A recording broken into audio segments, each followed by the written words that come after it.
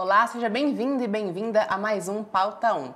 E no programa de hoje vamos explorar um dos principais marcos da história econômica aqui do Brasil, a criação do Plano Real. Implementado em 1994, o Plano Real trouxe estabilidade à economia brasileira, após décadas de hiperinflação. Vamos entender como esta iniciativa impactou a vida dos brasileiros e quais foram os principais desafios enfrentados na sua implementação.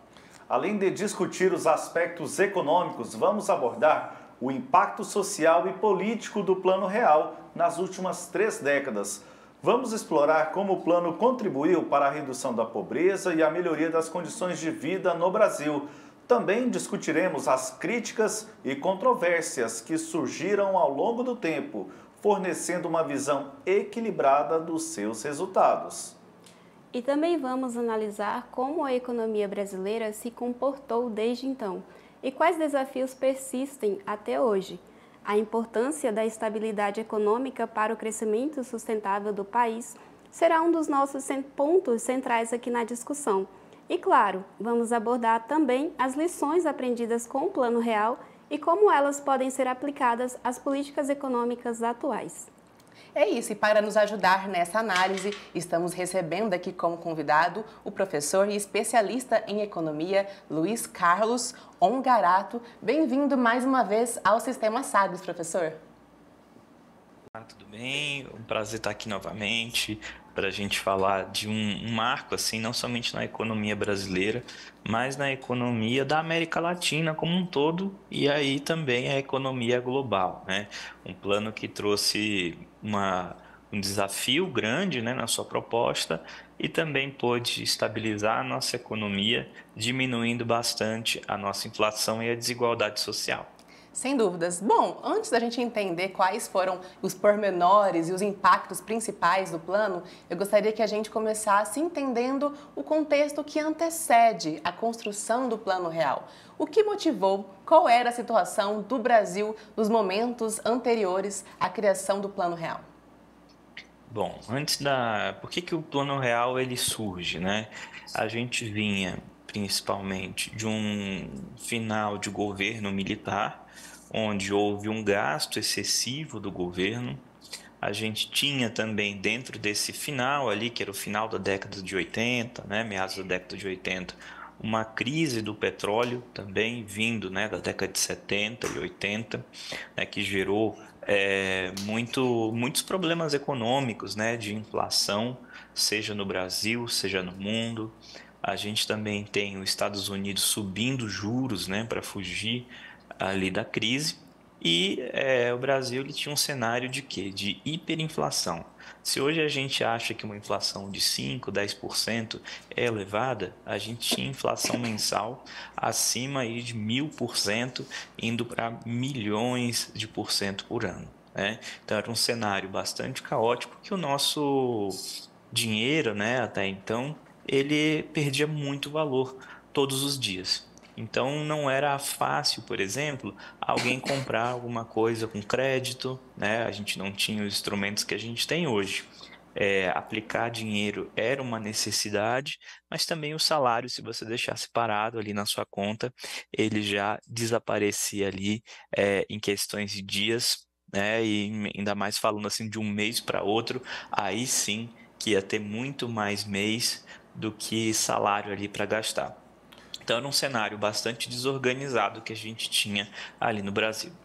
Professor, foram várias tentativas no final da década de 80, início da década de 90, plano cruzado, cruzado novo, cruzeiro, aí tem plano Bresser, plano verão, plano Collor. Professor, haja plano. O que o Plano Real acabou se distinguindo desses planos anteriores? Bom, o Plano Real ele teve um diferencial que foi atacar a causa do problema, né?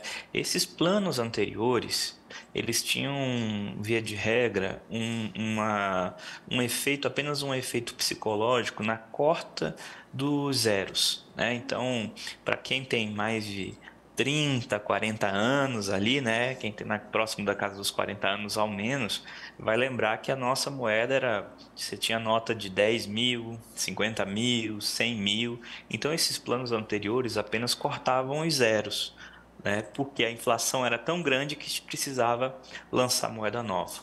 O Plano Real, ele tem alguns pilares. O primeiro, o superávit primário, que é o quê? Você gastar menos do que você ganha. Segundo, o controle da inflação via aumento da taxa de juros. Terceiro ponto, o aumento da produtividade. Inicialmente, aumento da oferta de produtos via abertura de mercado aos produtos importados para aumentar a tecnologia de produção no Brasil e também o controle cambial para você poder importar produtos mais baratos, sejam eles de tecnologia, sejam eles de consumo. Professor, eu queria saber como é que era a vida, né, no Brasil. Naquela época a gente pensa hoje com o real, né, fazer investimento e todos os dias a gente lidar com a inflação para a gente conseguir comprar alimento, assim, que é básico na nossa vida. Queria saber como era o cenário no país para as pessoas comprar e para os empresários investir também, né? Como é que era esse cenário antes do Plano Real? Antes do Plano Real, a gente tinha um cenário que todos os produtos eles não eram suficientes dada a oferta que a gente tem ali de produtos. Então, a gente tinha fila no supermercado, a gente tinha problemas de abastecimento, a gente tinha cotas, né, para comprar, tinha até às vezes sumia produtos do mercado para a gente comprar. Fora também a própria questão do cartão de crédito, que era praticamente inexistente. Você não tinha um mercado de crédito funcionando como ele funciona hoje. Então, se a gente quisesse comprar alguma coisa a prazo, era muito mais difícil. Hoje a gente consegue parcelar ali sem juros, né? 5, 10, 12 vezes. Isso no passado não era possível.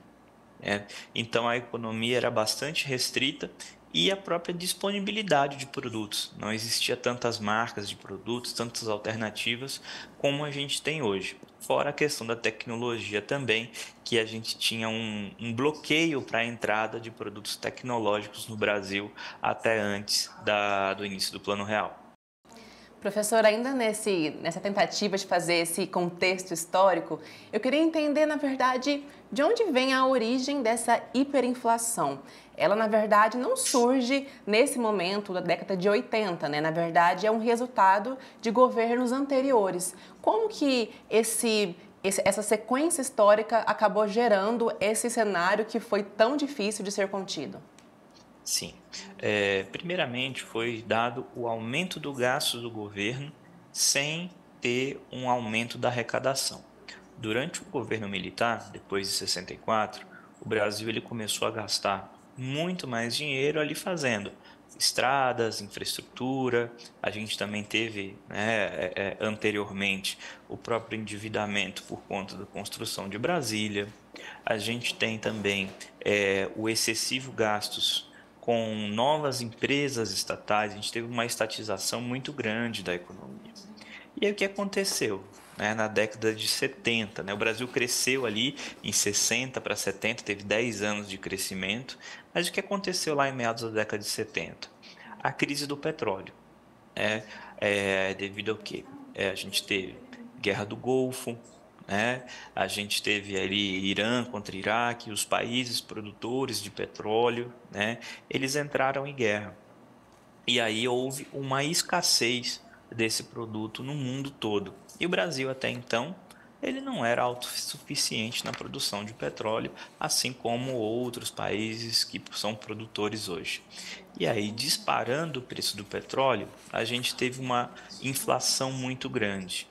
E, obviamente, para conter a inflação, os Estados Unidos subiram, a sua taxa de juros, que é a forma de conter isso. E aí esses países todos que já estavam muito fragilizados economicamente, devido a gastos, a já não ter tanto crescimento econômico e um aumento do preço do barril de petróleo, somado a problemas de gestão, né, somado a problemas ali de corrupção, de uma indústria que já estava obsoleta, né, ao protecionismo, né, vindo ali do próprio Estado, ou seja, você tinha uma barreira à importação de tecnologia no Brasil.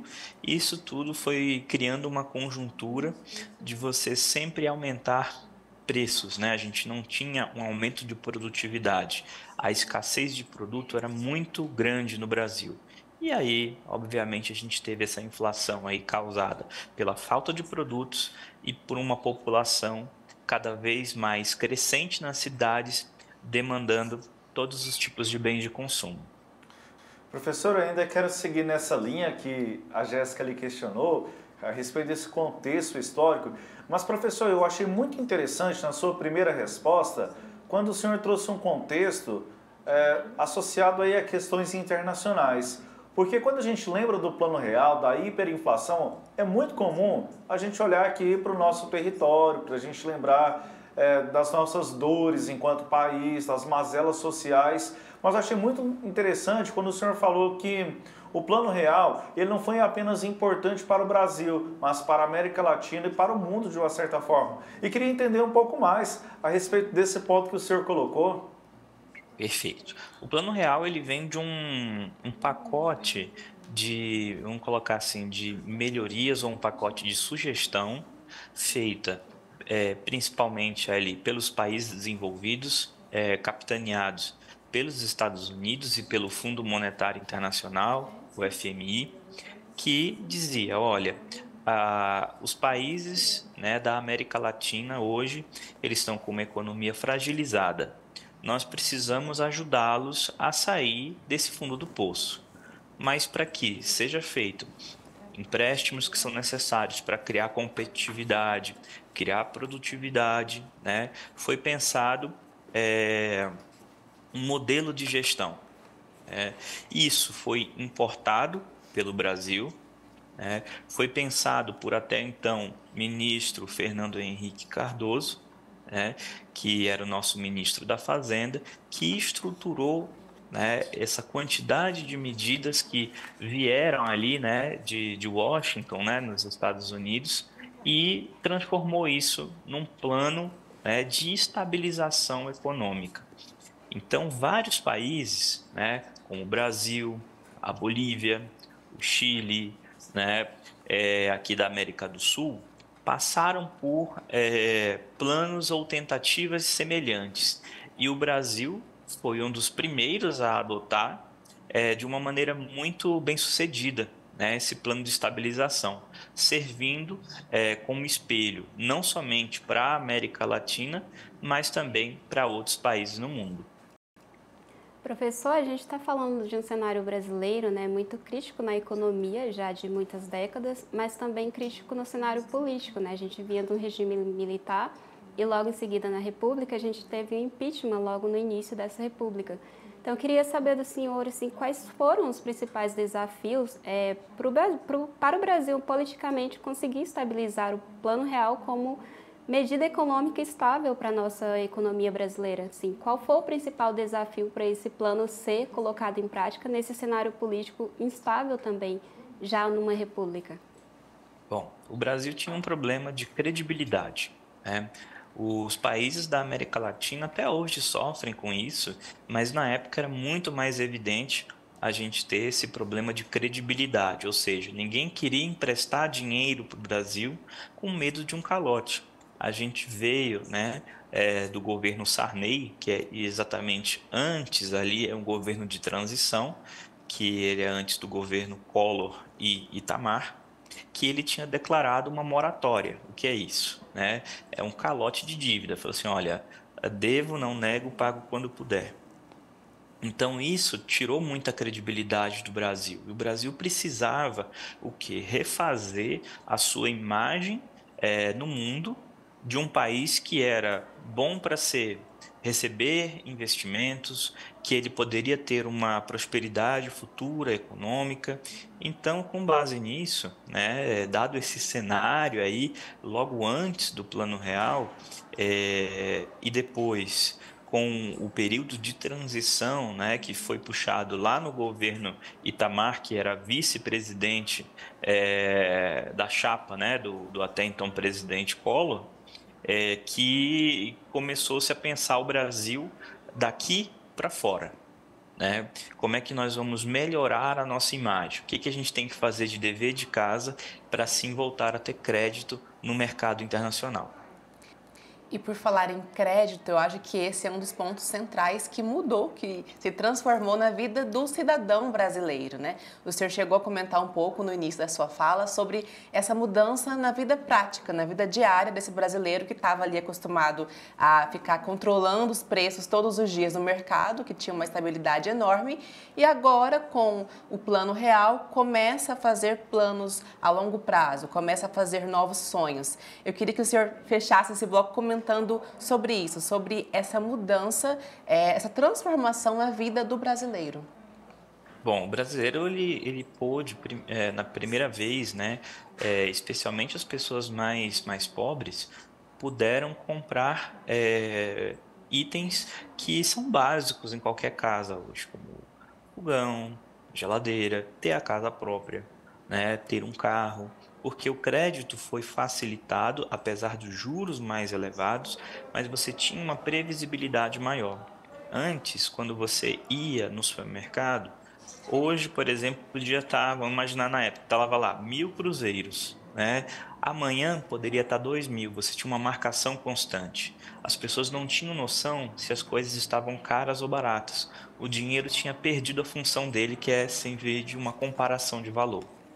Com isso, né, o brasileiro pôde saber exatamente o quanto ele ia gastar numa previsão de médio prazo, de longo prazo e começar a se planejar. Mas também é importante falar que alguns velhos hábitos permanecem até hoje decorrentes desse período ali de hiperinflação no Brasil. Bom, no próximo bloco a gente começa então a falar mais sobre esses hábitos e também aprofundamos sobre os legados do Plano Real, criado em 1994. Para isso estamos conversando com o professor especialista em economia, Luiz Carlos Ongarato. O Pauta 1 vai para um rápido intervalo, mas já estamos de volta.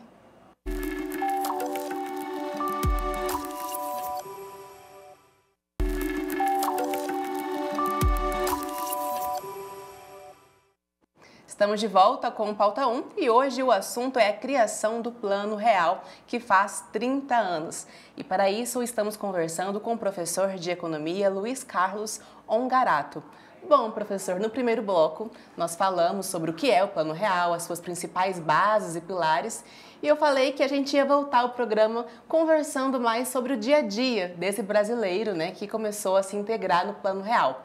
Uma das mudanças é a poupança, né?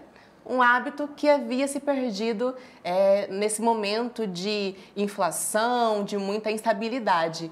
A poupança voltou a fazer parte do dia a dia do brasileiro e quais são os efeitos disso na prática? Até então a gente tinha apenas tinha que ter o hábito de gastar todo o dinheiro, né, antes que tudo aumentasse de preço. Então a gente não tinha um cenário muito convidativo ali para guardar. Até mesmo porque antes do Plano Real, relembrando, a gente teve o congelamento de toda a poupança. Ou seja, o Estado brasileiro ele deu um calote, teve uma apreensão, né, segurou todo o dinheiro da poupança dos brasileiros e, né, tirou a confiança do brasileiro de poupar. Então esse cenário ele já era bastante caótico, até mesmo antes, né, do Plano Real.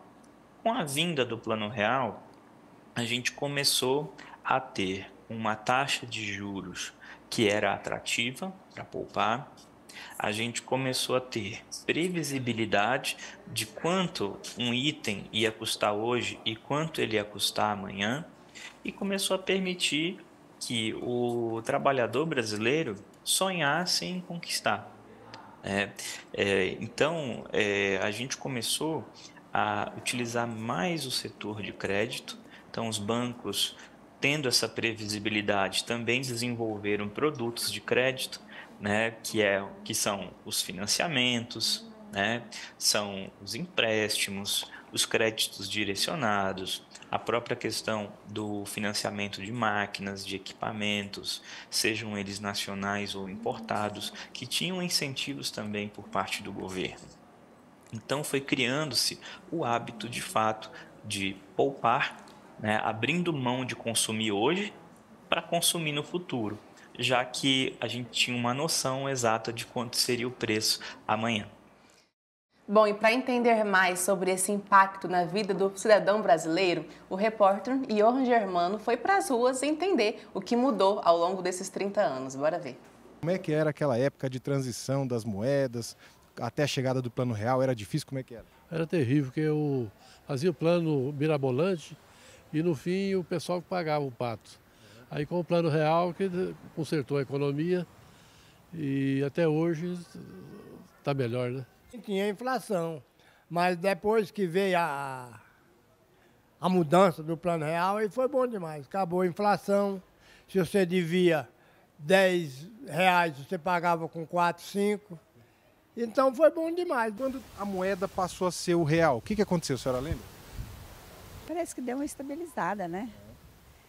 Parece que parou um pouquinho. Naquela época era mais difícil guardar dinheiro naquela época. Eu lembro que a gente... o dinheiro não tinha muito valor naquela época, entendeu? Então era mais difícil, sim. Naquela época o pessoal falava muito em hiperinflação, que é justamente o que a gente conversou no começo aqui. A hiperinflação era o quê? Todo dia mudava o preço de alguma coisa, às vezes ao longo do dia o preço do arroz... Era toda hora. Você entrava no supermercado, você viu uma mercadoria no início, por um preço. Você diz, não, vou no fundo comprar outra. Quando você voltava, ela já estava em outro preço, mais cara. Era por hora que subia a inflação, não era por dia nem por semana, não. Os produtos tinham preço variando no mesmo dia, mais de uma vez até? Lembro. Você ia cedo, quando chegava à tarde já estava aumentado mais, né? Eu lembro disso. O pessoal sofria porque mudava os preços toda hora, o salariado mesmo passava devagar porque não acompanhava, né? E como é que era guardar dinheiro naquela época? Era impossível ou era possível fazer? Não tinha jeito de guardar porque perdia o valor demais, né? E a vida da senhora? Qual o impacto que teve com essa mudança? Na minha vida financeira, na época do real, Quando começou? parece que naquela época, parece que eu ganhava melhor, dava o dinheiro, dava para cobrir alguma coisa. Hoje, não ganho nada, dinheiro não dá para nada. O poder de compra melhorou, as coisas facilitou mais para a gente, que antigamente pobre não tinha acesso a cartão de crédito, pobre não tinha conta em banco, pobre não tinha nada. A única coisa que o pobre tinha naquela época era comprar no armazém enfiado. E mais nada. O senhor acha que a gente vai enfrentar um período daquele de novo? Está enfrentando? O que o senhor acha? Eu acho que não. Acho que o período agora nosso é bom e eu acho que nós estamos no caminho certo. Está aí, interessante, professor. Posições e posições, né, das pessoas que o Johan Germano, obrigado, Johan, que ouviu aí histórias muito interessantes.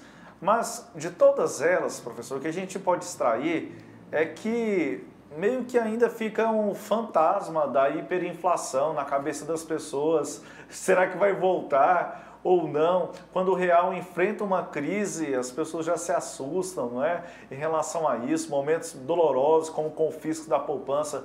Professor, esse fantasma da hiperinflação, ele pode voltar ou não? O real, esse poder de compra que as pessoas falaram, de fato, apesar de os desafios de uma economia de um país em desenvolvimento igual ao nosso enfrenta, mas a hiperinflação ficou para trás.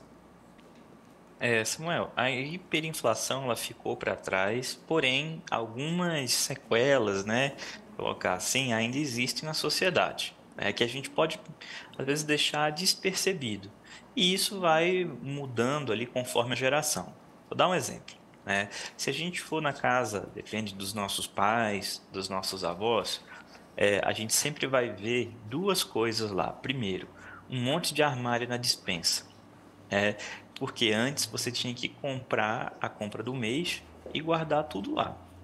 Segunda coisa, freezer. Freezer horizontal, freezer vertical. Você comprava toda a carne do mês e deixava lá estocada. Então, você vai ver que as pessoas mais velhas têm o hábito de fazer estoque de tudo, de guardar tudo. Então, isso ainda ficou esse enraizamento cultural. Professor, Né? acho que não é Sim? só mais velha não, viu? Mais novas também. Lá em casa, viu, professor? Eu, volta e meia, aqui compartilhando, tem as situações que eu mantenho, assim, esse hábito.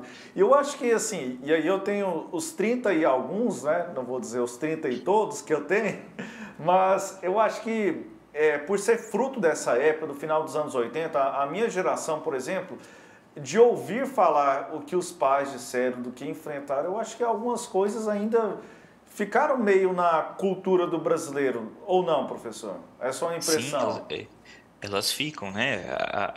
Esses marcos econômicos, eles ficam durante gerações.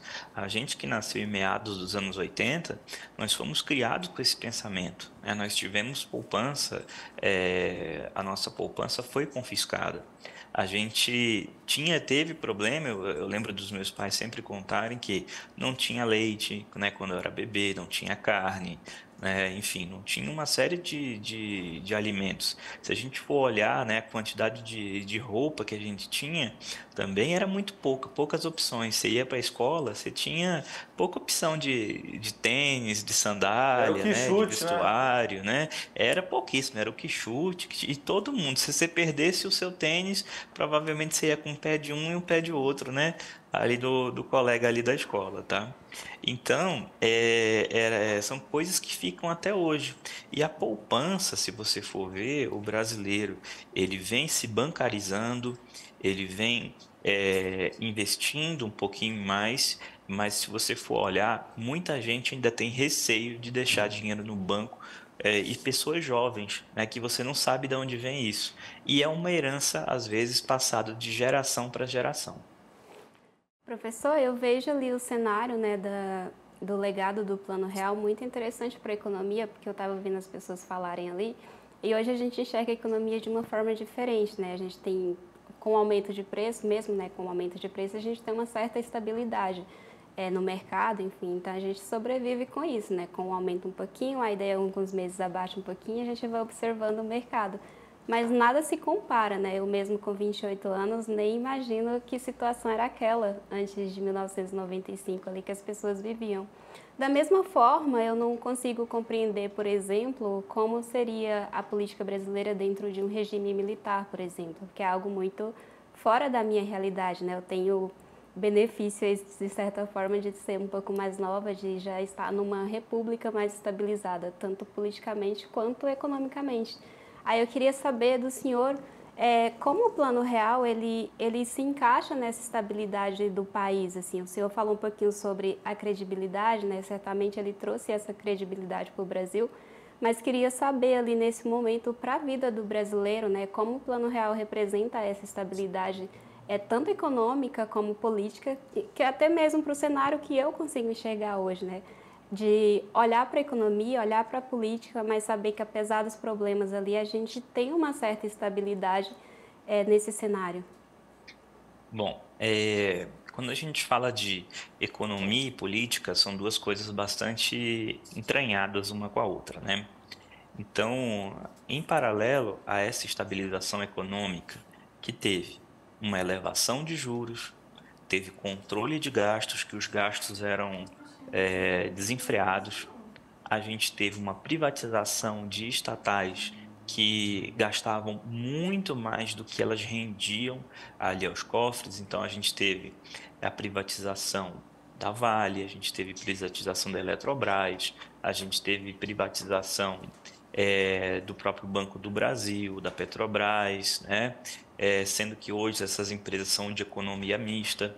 A gente teve privatização de bancos estaduais também para diminuir o gasto como um todo, tá?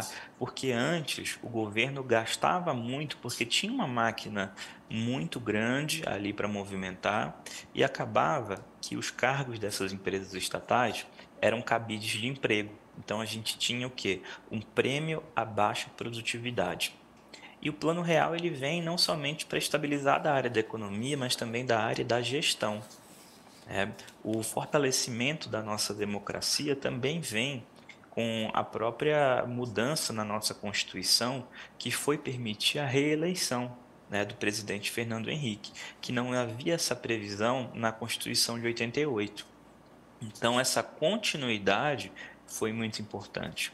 Se você for pegar também no primeiro governo Lula, lá em 2002, que é uma continuidade também do segundo governo do Fernando Henrique, a gente vai ver que segue muito bem essa cartilha ali até o terceiro, quarto ano. Então, todas aquelas viagens que começaram a ser feitas lá em 94, em 95, você vê até mesmo, se você olhar o histórico do Brasil, tem vários estudos econômicos sobre isso. Nas Olimpíadas e também na Copa do Mundo de 94, você via que o brasileiro começou a acreditar muito mais no país. A gente ganhou a Copa de 94, tivemos um desempenho histórico na Olimpíada de 96, né, em Atlanta, né?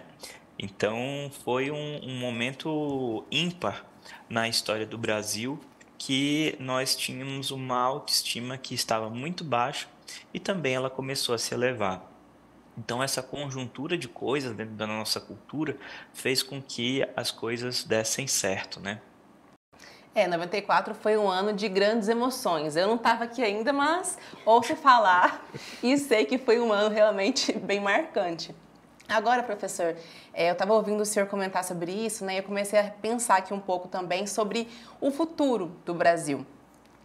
Quando a gente pensa na nossa forma econômica de hoje, o que fica do Plano Real? Teve muitas mudanças ou não? A lógica basicamente permanece inalterada?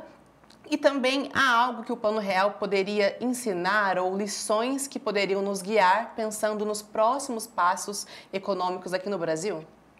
Sim, acho que as principais lições assim, e de legado que a gente tem que ter na nossa cultura, dado o Plano Real, o primeiro é evitar gastar mais do que você ganha, seja no governo, seja na nossa vida pessoal. Segundo, melhorar a gestão, seja das nossas empresas, a gestão das nossas finanças, a gestão de tudo, né, de todos os nossos recursos. Terceiro ponto, abrir mais o mercado, tecer pontes, ao invés da gente se fechar ali no nosso mundo, é interessante a gente estar aberto até mesmo a novos produtos, novas tecnologias, atrair, né, o quarto ponto seria atrair investimentos, não somente dentro do Brasil, né, mas investimentos do exterior. E também, né, o quinto ponto é levar a marca do Brasil, levar empresas do Brasil lá para fora, para a gente ter um modelo econômico que, mesmo que haja crises momentâneas aqui dentro do nosso país, a gente sobreviva, né, e possa sofrer menos impactos, dado essa maior presença global ali do Brasil. Professor, o real, lá de 1º de julho de 94, não é o mesmo real de hoje, ele apresenta algumas diferenças. Um real naquela época era equivalente a $1, havia o câmbio fixo. A partir de 1999, houve a adoção do câmbio flutuante. E, paralelo a isso, eu acho muito curioso, professor, quando as pessoas pegam postagens antigas, aí compara, vou falar o nome aqui de uma rede que não existe mais. Por exemplo, supermercado Passe Bem, leite Gogó, também não existe mais. 50 centavos, aí hoje o litro do leite já está mais de R$4, R$5 e por aí vai. Pão francês, pãozinho francês, mais de R$1 um pão. Naquela época era 7 centavos, 5 centavos. Professor, como explicar o real daquela época, né, com esse câmbio fixo, o real de hoje com o câmbio flutuante e essas variações no poder de compra? Bom, o Plano Real, ele colocou uma data para você colocar o câmbio fixo e para retirar o câmbio fixo. O que é o câmbio fixo? Basicamente, o mercado ele reage, ele se comporta como o câmbio flutuante, só que para a gente fixar esse valor ao consumidor e ao mercado, o governo tinha que fazer o quê? Gastar divisas, né? Colocando mais dólares no mercado ou retirando dólares do mercado para poder controlar aquela paridade. ou seja, envolvia muito gasto do governo, que é aí que a gente começou a falar das nossas reservas internacionais. Grande parte do nosso empréstimo, né, do FMI, foi utilizado para compor reservas internacionais. Por que a gente tinha que exportar mais do que importar? Para compor mais reservas internacionais. Então, isso durante 4, 5 anos, né, foi o que proporcionou ali esse câmbio fixo. Ele envolvia muito gasto do governo para poder estabilizar. Por que não um real antigamente não era um real hoje? Primeira coisa, nós temos a inflação acumulada desses 30 anos, não somente a inflação do real, mas a inflação do dólar. Se você transformar, né, aquele R$1 em $1, né, e ajustar também pela inflação que a gente teve nos Estados Unidos, tem muitos produtos que estão mais baratos hoje do que lá atrás. Só que o valor que a gente chama o valor nominal, que é o valor que está ali no preço, né, ele não condiz diretamente com o poder de compra. Né? Então a gente pensa, eu tenho menos poder de compra hoje, mas muito pelo contrário. Provavelmente algumas coisas, né, estão mais baratas hoje do que eram antigamente, muito por conta do avanço de produtividade, avanço de tecnologia, novas formas de se produzir e também a maior eficiência da produção como um todo, não somente no Brasil quanto no mundo.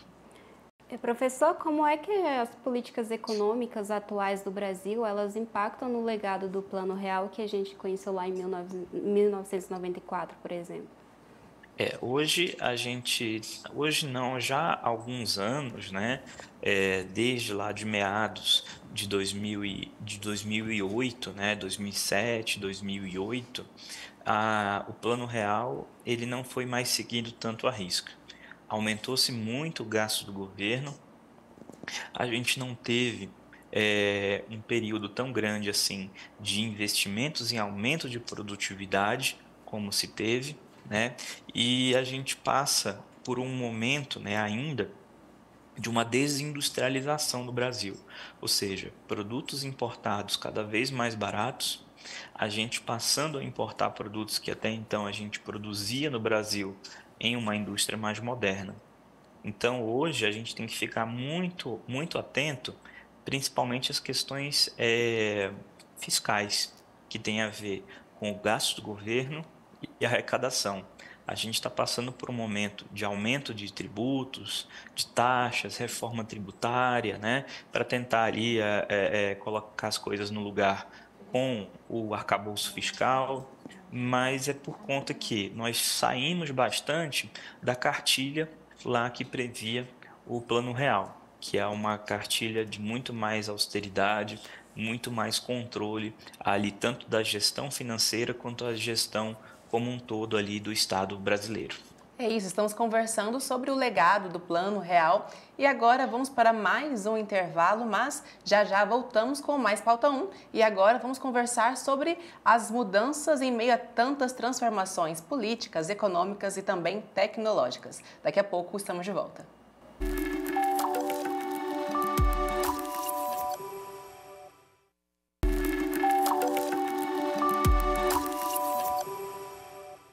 Estamos de volta com o Pauta 1. O assunto de hoje é a criação do Plano Real. Já conversamos sobre o contexto, as principais mudanças na vida do brasileiro e agora nós conversamos sobre o futuro e também o presente do Real, principalmente em meio às mudanças econômicas e também tecnológicas, né, Samuel? É isso mesmo, Jéssica. A gente falava nos blocos anteriores, inclusive, sobre hábitos dos brasileiros quanto à utilização dos recursos, poder de compra, enfim. Mas desde a implementação do Plano Real, lá em 1994, o dinheiro físico sempre esteve presente no cotidiano dos brasileiros. No entanto, isso foi mudando ao longo dos anos e a gente percebeu uma acentuação desse processo lá na pandemia da Covid-19, em que trouxe mudanças significativas na circulação do real, e aí a gente teve alguns elementos naquele período, a criação do auxílio emergencial, em substituição, outrora, ao Bolsa Família, a introdução de novos meios de pagamento, como o Pix e hoje o Pix está aí, todo mundo praticamente utiliza essa ferramenta. E vamos entender então como esses fatores influenciaram a economia e o uso do dinheiro físico no Brasil. Professor, a gente pode destacar qual o comportamento desse real após esses 30 anos com a introdução do Pix e de outros instrumentos tecnológicos. Qual é a nova cara desse real?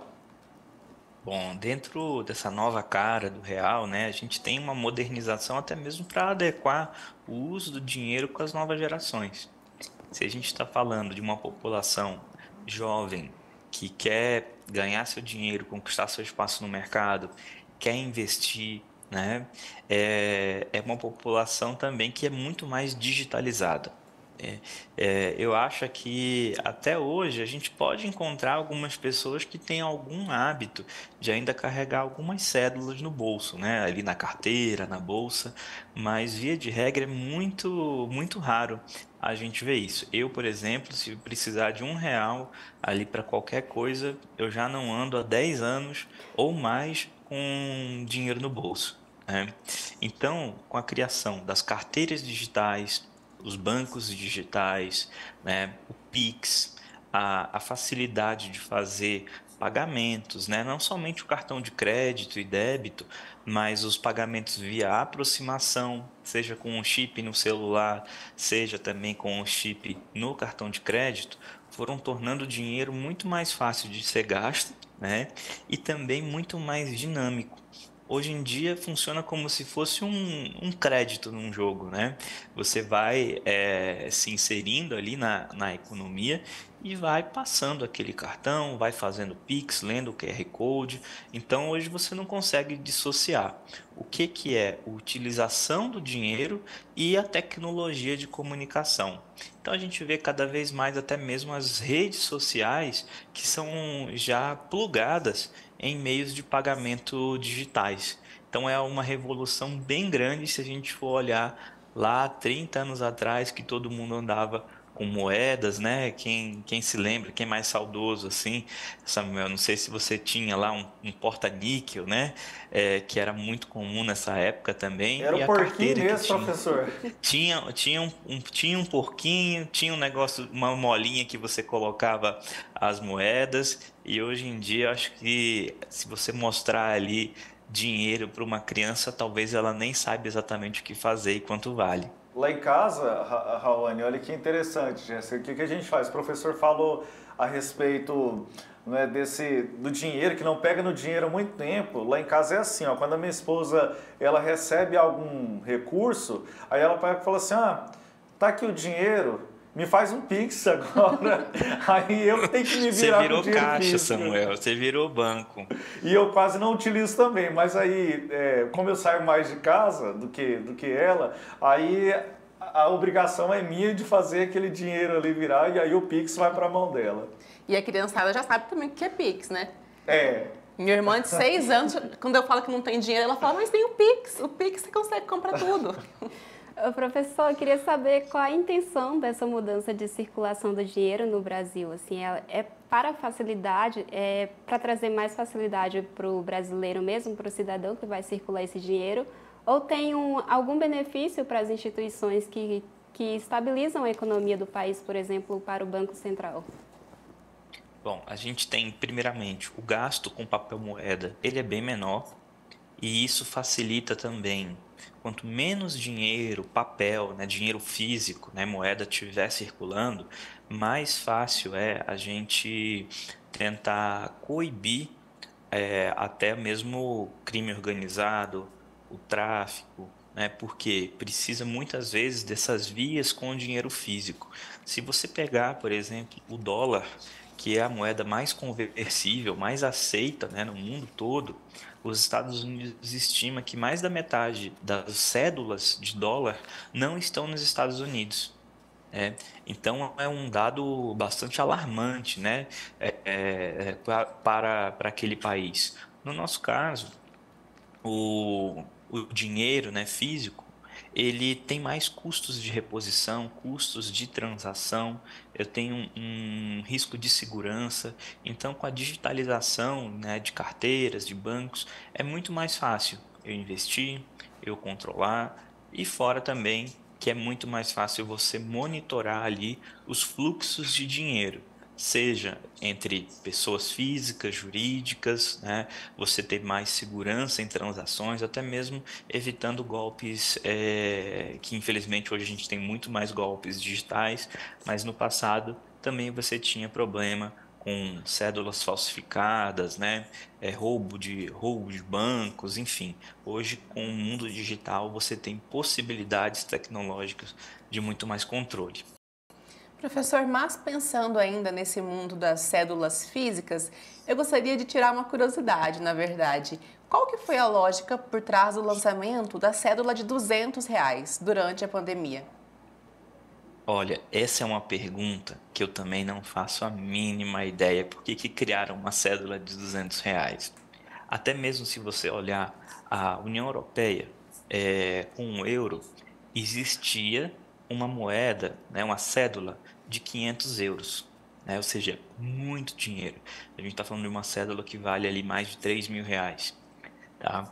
E ela foi tirada de circulação, porque ela facilitava muito o quê? O trânsito, né, totalmente sem controle de grandes quantidades de dinheiro num volume muito pequeno. Então, esse tipo de cédula com grandes valores é muito ruim quando a gente fala, primeiro, de gasto público, porque é uma moeda que foi gerada e ninguém vai usar. E o segundo, ela pode ser usada para, de repente, financiar atitudes ou ações ou até mesmo entidades criminosas. Professor, ainda nessa linha da emissão de papel moeda, uma dúvida, e aí na preparação aqui do programa me veio, né? Porque antigamente nós tínhamos aí muito relacionado o controle da inflação associado à emissão de papel moeda. E agora, com a utilização do Pix, como a gente pode pensar nesse controle de inflação, sendo que o dinheiro físico está em desuso? Bom, quando a gente fala desse controle, né, do dinheiro físico, é quando a gente tem momentos de muita demanda pela moeda para poder transacionar. A gente viu isso há algumas décadas atrás também na Argentina, né? Então não é algo somente existente no Brasil. A gente tem alguns países da África, a gente tem aqui na América do Sul também, mais recentemente, o Equador. A gente já teve o Panamá que trocou a sua própria moeda pelo dólar, né? Para ter o quê? Uma restrição de circulação em papel moeda para que as pessoas consumam menos, ou seja, tende a gerar menos inflação de demanda. Nesse cenário digital que a gente está vendo, a demanda e a oferta de moeda, ela já não é mais controlada via papel moeda, e sim pela taxa de juros. Toda vez que a taxa de juros está elevada, ela sobe, você já controla ali as transações comerciais. E toda vez que você desce a taxa de juros, você incentiva as transações comerciais, porque simplesmente juros quer dizer o quê? É o custo do dinheiro, né? Se o dinheiro está custando barato, eu uso muito dinheiro. Se o dinheiro custa caro, a tendência é o quê? Usar menos dinheiro. Professor, o real ele pode acabar se tornando totalmente uma moeda digital aqui no Brasil ou não existe essa expectativa? A gente vai continuar vendo circulação de cédulas físicas aqui no país? Bom, a gente tem dois tipos, né? Vamos colocar aqui dentro do real. O que é, primeiramente, o uso digital dessa nossa moeda, que é o real. É você utilizar meios de pagamento, aplicações, todo o sistema financeiro seja controlado por uma moeda, que ela tem controle pelo Banco Central, ela tem lastro em dívidas, né? Ela tem ali as suas reservas, né? Ela existe, tá? Dentro de uma perspectiva dentro do mundo real, né, do mundo físico. A outra questão é você ter o real digital. que seria uma moeda, de fato, uma criptomoeda, né, que é diferente de uma moeda ali, como a gente tem meios de pagamento digital, mas seria como se fosse um Bitcoin, que ele é atrelado ao quê? A nossa própria moeda, que é o real, que aí é o Drex, né, que seria o real digital, né? Então a gente não pode confundir essas duas coisas. Uma coisa é a criptomoeda, né, que tem um papel muito mais de transação, de garantir seguranças de pagamento. Vamos imaginar, se nós fizermos um contrato, como é que eu vou garantir que você vai me entregar a mercadoria e como é que você vai ter a garantia que eu vou te entregar o dinheiro quando a gente fizer essa troca? Então, a criptomoeda, a moeda digital em si, ela tem essa facilidade por poder estar vinculada a um contrato, diferente da moeda tradicional. A moeda tradicional, ela vai servir para os mercados internacionais ali de capital, né? O mercado internacional de câmbio, além de poder fazer outros papéis na economia. Professor, nós comentamos aqui sobre o Pix, né? O Pix, que foi uma chave muito prática e que se tornou usada muito pelos brasileiros de uma forma rápida, né? Assim, as pessoas rapidamente entenderam do que se tratava e começaram a usar.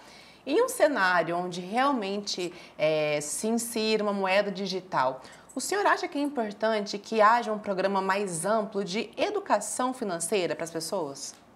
Sim, toda vez que a gente tem maior facilidade de gastar, a gente precisa de mais educação. Então, se a gente for ver hoje, você tem muito mais impulsividade ao consumo, simplesmente porque você está a um clique de comprar aquele item que você viu na tela do seu celular, que passa o dia inteiro com você vendo propaganda, vai lá, clica, é muito fácil comprar.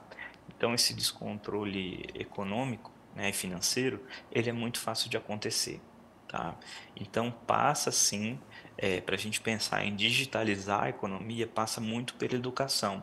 Se a gente for ver hoje, as escolas, né, desde as crianças pequenas, são incentivadas ali, são apresentadas à educação financeira.